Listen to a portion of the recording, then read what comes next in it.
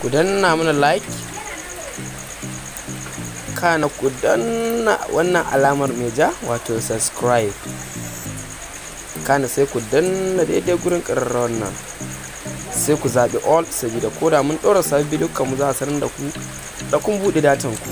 Mun gode. Hasken Rana Arewa 24 TV.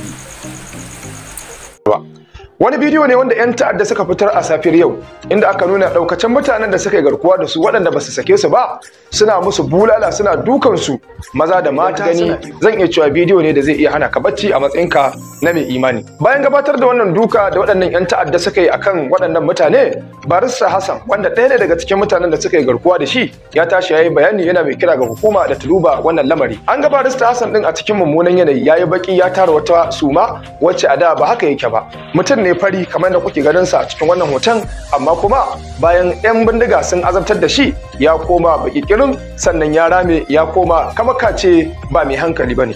Wannan shine halin da 'yan bindiga, 'yan ta'adda suka jefa daukacin mutanen da suka yi garkuwa da su. Jim kaɗan bayan sakin wancan bidiyo, 'yan ta'adda sun sake sakin wani bidiyo mai kimanin minti 5 a inda suka fito suna kira ga gwamnatin Najeriya da su yi biyayya ga abin da suke kira zuwa gare shi. A cewar su, matukar gwamnatin Najeriya wai ba su yi biyayya ga addini ba, za su zo a gaskance irin yanda waɗannan mutanen suka zo a gaskance. Wani abu da ya fi jan hankali a cikin lamarin, yanda wani ɗan ta'adda daga cikin su ya tashi ya bayi kirji, yana mai ikirarin cewa shi ma ɗaya ne daga cikin waɗanda suka gudu daga prison na Kuje bayan mummunan harin da suka kai a birnin tarayya Abuja, suka kubutar da daukacin 'yan ta'adda da ke daure a cikin prison din. Dai kaskanci ne wannan ƙasa musamman ta Najeriya, wallahi yanzu ne ma ta fara shiga kaskanci. Dan saboda haka ko ba haka bane ba ku sani, kamar yanda wato mai bayani na farko ya muku bayani, insha Allah ba wai waɗannan ne kawai muke da burin ko ba ka mu zo mu zaunar da su a wannan wuri ba. Da kai Buhari kanka da kuma waye ne shi wanda yake da suna ‘yan Rufa'i da ma sauran senatocinku da menene vice president din kansa da ɗan majalisinku da kowa naku, kai har kansulolinku, insha Allah sai kun zo a kaskance kun zauna kamar yadda waɗannan Allah ya kaskantar da su. Saboda haka wallahi ku shirya, in dai faɗa da Allah ne wallahi ku isa ba, kuma muna da tabbacin cewa wallahi ba ku isa ku faɗa da Allah subhanahu wa ta'ala ba. Ina fatan kuna fahimta. Saboda haka dai kamar yadda na yi muku bayani, wannan shine abin da kenan zan takaita. Insha Allah ku shirya faɗa da Allah subhanahu wa ta'ala. Salatu wassalamu ala rasulillah. To gwamnati ka sani, ni ne daga ɗaya wayanda suka fito da Kuje.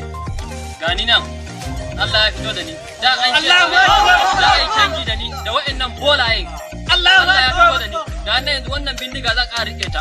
Kasan nan sai mu rubuta ta gaba ɗaya. Insha Allah. Sauran mutane gaba ɗaya. In za ku zo ku bi addini, ku zo ku bi. Amma muna nan muna kan bakanmu. Addinin nan sai ya yaɗu ko ina. Insha Allah.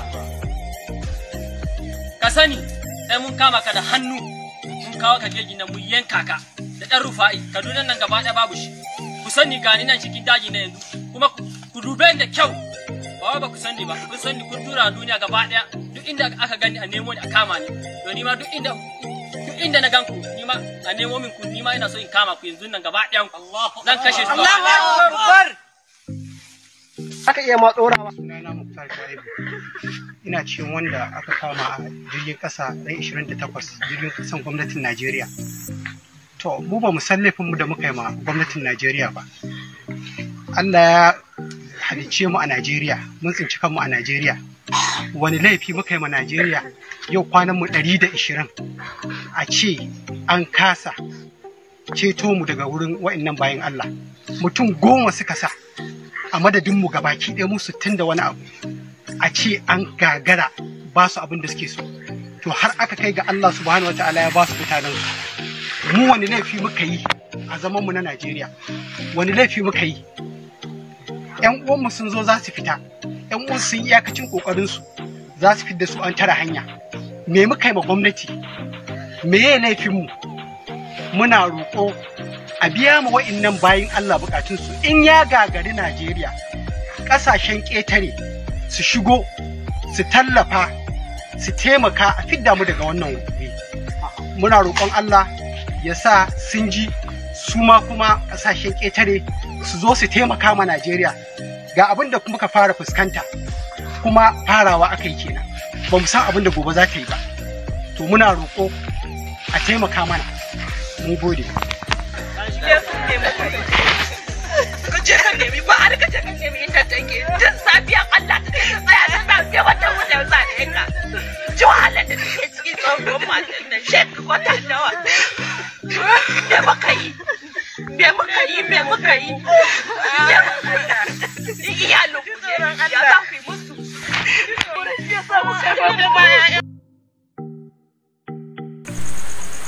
Ku danna mana like,